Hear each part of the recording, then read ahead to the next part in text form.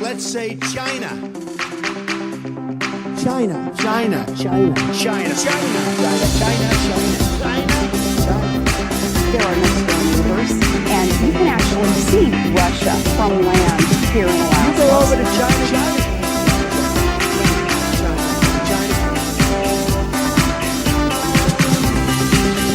I did not have sexual relations with that woman.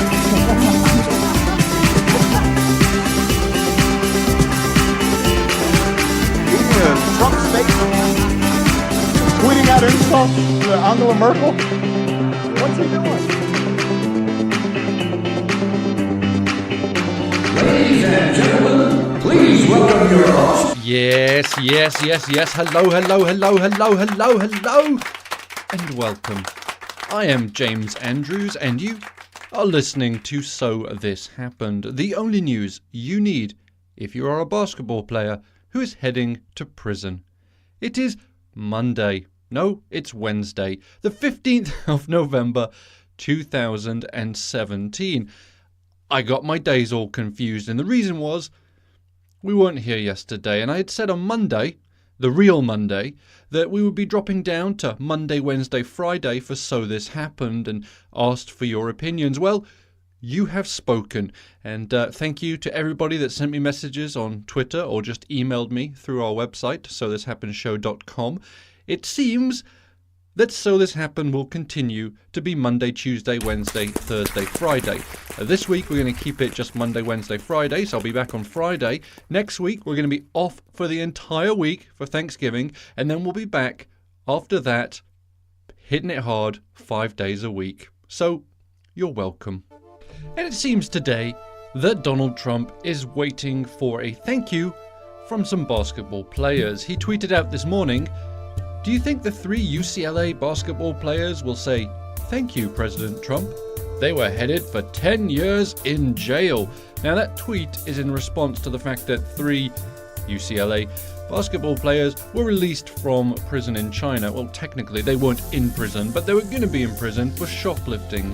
The 3 stole some rather expensive sunglasses from a high-end shopping center there in China, and it looked like they were going to be potentially in jail for 10 years. Well, President Trump, through the State Department, intervened, and the students were released and allowed to return home to the United States. It seems that Donald Trump is really wanting that apology.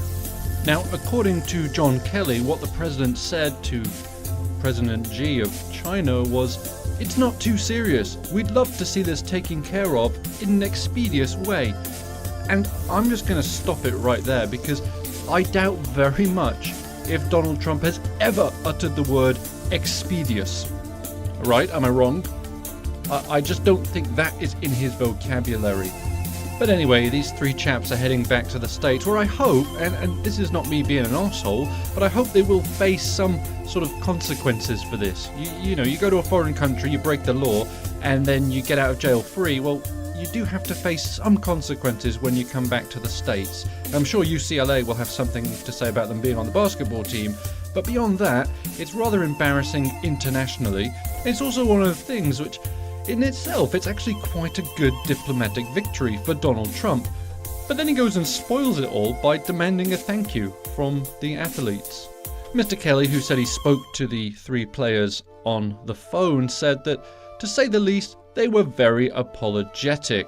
They were just profuse in their apologies for embarrassing the country and embarrassing the team. And then he added, "I bet they learned a lesson in their lives." Yes, I suppose they did. And speaking of lessons, I would like to give one now specifically to President Donald Trump.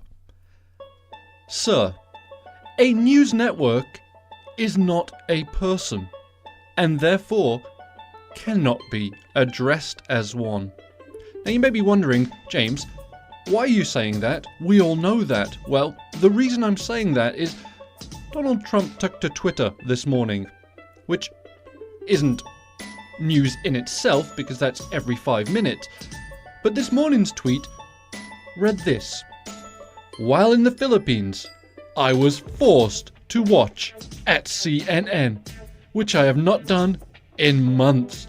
And again, realized how bad and fake it is.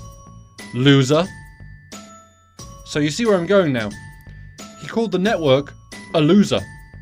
Now, if he'd said losers, I'd be okay with it. I mean, I wouldn't be okay with the tweet because it's a really silly tweet.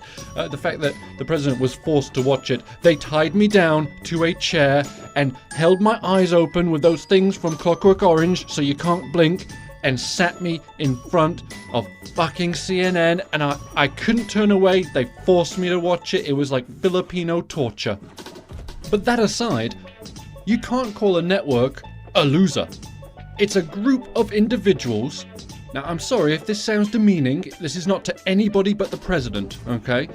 CNN is a group of individuals. So if you had said losers, meaning Don Lemon and co., then I'd be okay with it. But the fact that you're saying loser to a network boggles my mind. And as a grammar police, which I'm usually not, but this one just really annoys me.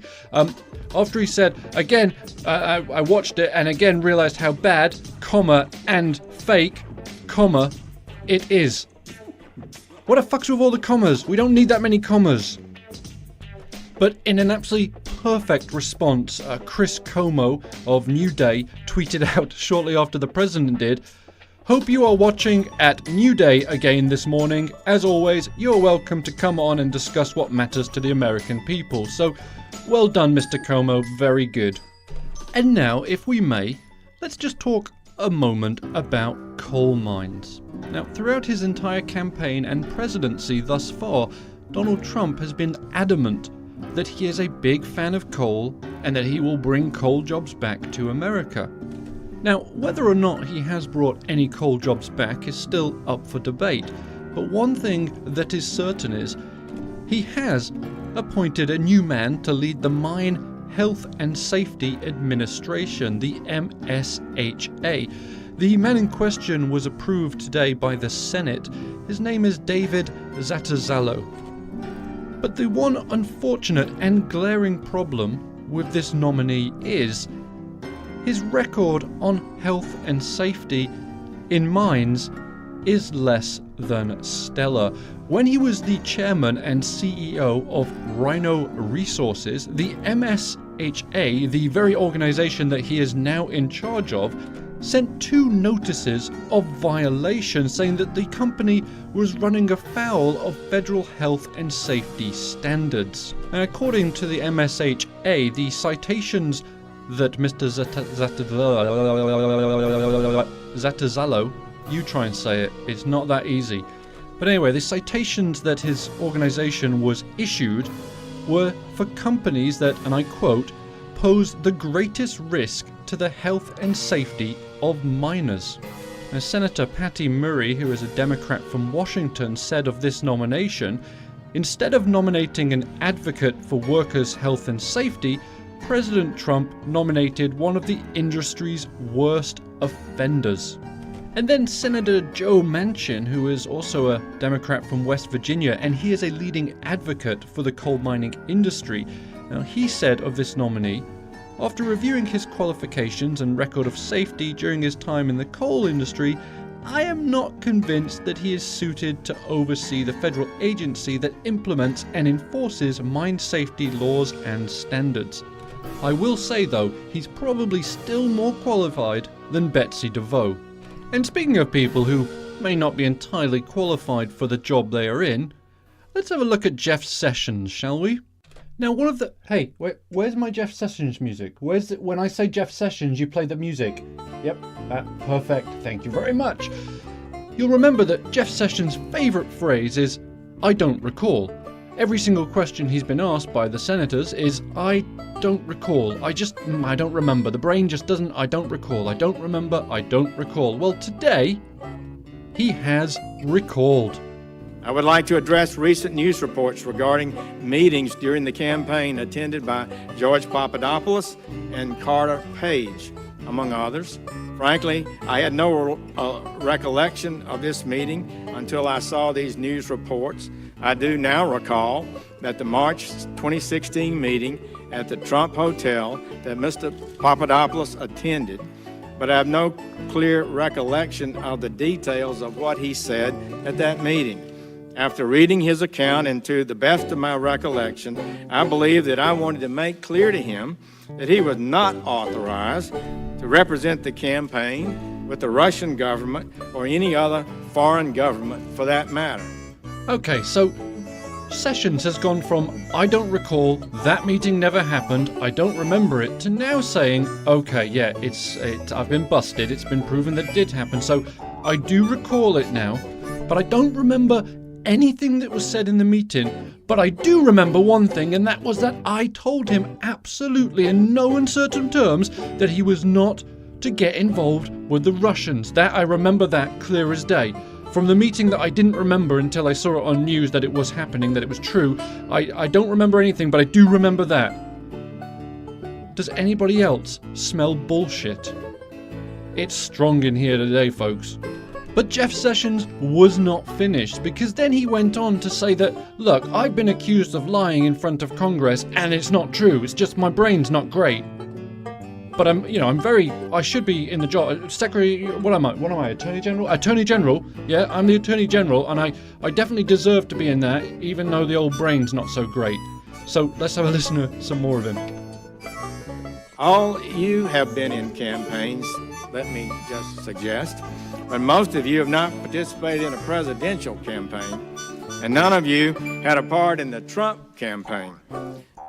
And it was a brilliant campaign, I think, in many ways, but it was a form of chaos every day from day one. We traveled sometimes to several places in one day. Sleep was in short supply, and I was still a full-time senator with a very full schedule. During this year, I've spent close to 20 hours testifying before Congress, before today. I have been asked to remember details from a year ago, such as who I saw on what day, in what meeting, and who said what to when. In all of my testimony, I can only do my best to answer your questions as I understand them and to the best of my memory. But I will not accept and reject accusations that I have ever lied. That is a lie. He really doesn't do himself any favours by continuing to talk, does he? It's the Attorney General. It's incredible. It really is incredible. And before we go, we have time for one more story. This one involves the card game Cards Against Humanity, which is, in their own words, a party game for horrible people. It's a very fun game, actually. If you haven't played it, you should check it out. A lot of fun. Anyway, today they announced that they have purchased a plot of land on the US border with Mexico in an effort to stop Donald Trump's wall. On their website, they posted the following statement. Donald Trump is a preposterous golem who is afraid of Mexicans. He is so afraid that he wants to build a $20 billion wall that everyone knows will accomplish nothing. So, we've purchased a plot of vacant land on the border and retained a law firm specializing in eminent domain to make it as time-consuming and as expensive as possible for the wall to get built. So, well played, Cards Against Humanity. Well played. Anyway, we are out of time for the day. It's been a good conversation as always. If you want to continue it, we can do it on Twitter, Facebook, or if you go to our website, sothatshappensshow.com, you can send messages there, listen to past episodes, or even respond on social media. And if you feel generous enough, you can also donate to the show to keep us on the air. Anyway, we will do this all again on Friday. Have a great Thursday, and, be excellent. Take care, folks. Goodbye.